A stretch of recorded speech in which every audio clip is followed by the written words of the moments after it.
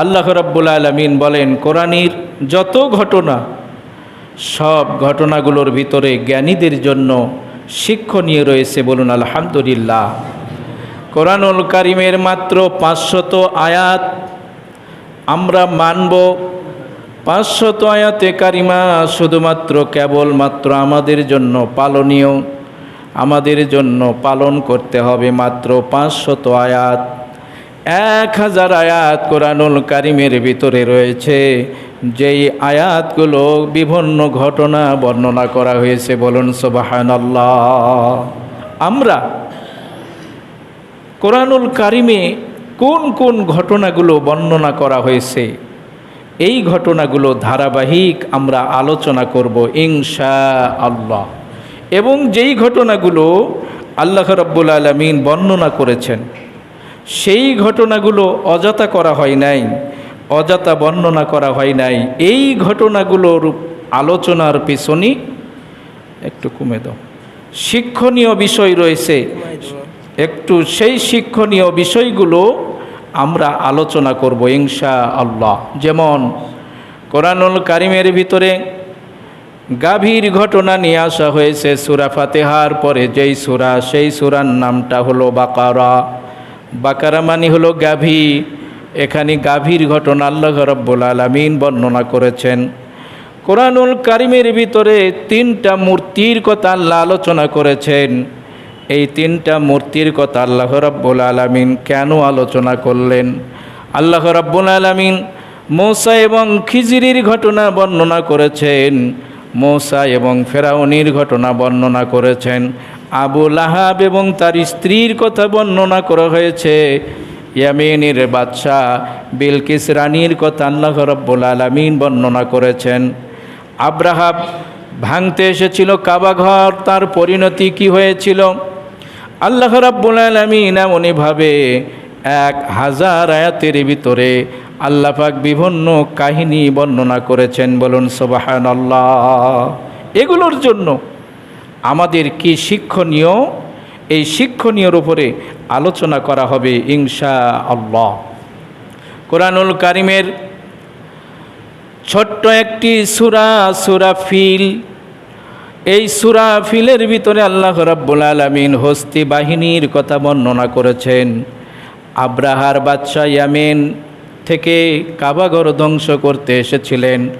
আল্লাহ রাব্বুল আলামিন তার পরিণতির কথা এখানে তুলে ধরেছেন। বলুন সুবহানাল্লাহ। আব্রাহা নাজ্জাশীর অর্থ পেয়ে আব্রাহার বাদশা, তিনি আব্রাহা ইয়ামেনের বাদশাহ, তিনি একটা বিরাট অট্টালিকা তৈরি করেছিলেন, গির্জা তৈরি করেছিলেন ইয়ামেনে।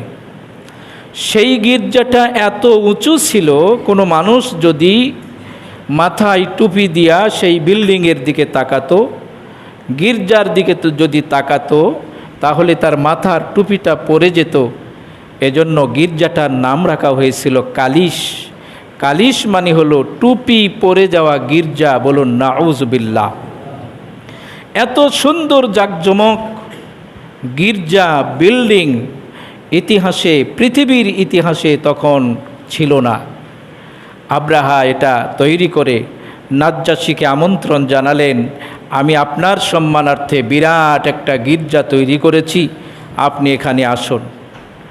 ইয়ামেনের বাদশা আব্রাহা শুধুমাত্র গির্জা তৈরি করেই ক্ষান্ত হলেন না, সমস্ত মানুষকে ডাকলেন, এই ঘরে আসো, এই ঘরে তোয়াফ করো, এই ঘরে তোমরা হজ করো। খানায়ে কাবাকে বাদ দিয়া খানায়ে কাবার চাইতে উত্তম একটা ঘর আমি তোমাদের জন্য তৈরি করেছি। বলুন নাউজুবিল্লাহ। কিন্তু ভুলেও কেউ ঘরের দিকে তাকায় না, সেই ঘরের দিকে কেউ যায় না, কেউ আকৃষ্ট হয় না। এক যুবক ক্ষোভে রাগে সেই গির্জার ভিতরে প্রবেশ করে পায়খানা করে দিয়েছেন। আর একজন যুবক রাগে ক্ষোভে সেই গির্জা কালিসে আগুন লেগে ছারখার করে দিয়েছেন। বলুন সুবহানাল্লাহ। আব্রাহা ক্ষিপ্ত হলেন, বিরাট একটা হস্তি বাহিনী তৈরি করলেন, আর তাকে সহযোগিতা করলেন নাজ্জাশী বাদশাহ। তিনি একটা উট তার জন্য দিলেন। উটটার নাম ছিল মাহমুদ। বিরাট একটা হস্তি বাহিনী, তার চাইতে শক্তিশালী কোনো উট সেই সময় আর ছিল না। 11টা হস্তি বাহিনী নিয়ে আব্রাহা রওনা দিয়েছেন। খানায়ে কাবার নিকটবর্তী এসে আব্রাহা লোকজনকে একজনকে পাঠালেন, মক্কার যিনি সবচেয়ে সর্দার তাকে তুমি ডেকে নিয়ে আসো, তাদের কর্ণকুহরে পৌঁছায়া দাও। আমি যুদ্ধ করতে আসি নাই, আমি শুধু এসেছি খানায়ে কাবা বাইতুল্লাহকে ভাঙ্গার জন্য। বলুন নাউজুবিল্লাহ। সেই সময়ের মানুষ আল্লাহর ঘরকে এত মর্যাদা দিত, কাবা ঘরের চাইতে নিজের ঘরটাকেও তারা উঁচু করত না। সেই ঘর বুকের তাজা রক্ত দিয়ে তারা রক্ষা করবেন। বলুন আলহামদুলিল্লাহ। আব্দুল মুত্তালিব ছিলেন খানায়ে কাবার মোতাওয়াল্লি। ইয়ামেনের বাদশা আব্রাহা যখন আসতেছিলেন, পথের ভিতরে মক্কার অনেক লিডারদের উটগুলো তারা ছিনতাই করে নিয়ে যায়। আব্দুল মুত্তালিবেরও 200 উট তারা ছিনতাই করে নিয়ে গিয়েছিল। আব্দুল মুত্তালিব পৌঁছে গেলেন আব্রাহার সামনে। আব্রাহা ডেকে ডেকে বলল, আব্দুল মুত্তালিব, আমরা তোমাদের সঙ্গে যুদ্ধ করতে আসি নাই, মারামারি করতে আসি নাই, আমরা শুধু কাবাঘর ভাঙব আর এখান থেকে বিদায় নিয়ে চলে যাব।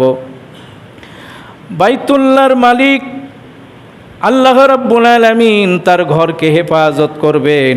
আব্দুল মুত্তালিব বললেন, আব্রাহা, আল্লাহর ঘর, ওই ঘরের মালিক আমি নই, আমি ওই ঘরের জন্য আসি নাই, আমি শুধুমাত্র এসেছি, আমার 200 উট তোমার লোকেরা ধরে নিয়ে এসেছে, ওই উটের জন্য আমি এসেছি।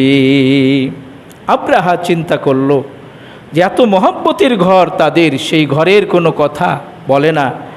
সে এসেছে নিজের 200 উট রক্ষার জন্য। বলুন আলহামদুলিল্লাহ। ডেকে বললেন, আব্দুল মুত্তালিব, এই ঘরের প্রতি কি তোমাদের সামান্যতম দয়া মায়া নাই? আব্দুল মুত্তালিব বলল, আব্রাহা, জেনে রাখো, ওই উটগুলোর মালিক হলাম আমি, আর ওই ঘরের মালিক আমি নয়। ওই ঘরের মালিক হলো আসমান এবং জমিনের যিনি রব, তিনি হলেন ওই ঘরের মালিক। বলুন সুবহানাল্লাহ। আমার উটটা আমাকে ফিরাইয়া দাও। আব্দুল মুত্তালিব উটগুলো নিয়ে মক্কায় চলে আসলেন। কয়েকজন মক্কার লিডারদেরকে তিনি নিলেন। তাফসিরে ইবনে কাসির লেখে, আব্দুল মুত্তালিব কয়েকজন লিডারকে নিয়ে খানায়ে কাবার গেলাপ ধরলেন, খানায়ে কাবার দরজা ধরলেন। আল্লাহর কোনো বান্দা যদি খানায়ে কাবার দরজা ধরে যা দোয়া করে, আল্লাহ রাব্বুল আলামিন এই দোয়া বান্দার জন্য ফিরান না। বলুন সুবহানাল্লাহ। আব্দুল মুত্তালিব কয়েকজন লিডার ধরে সহ খানায়ে কাবার দরজা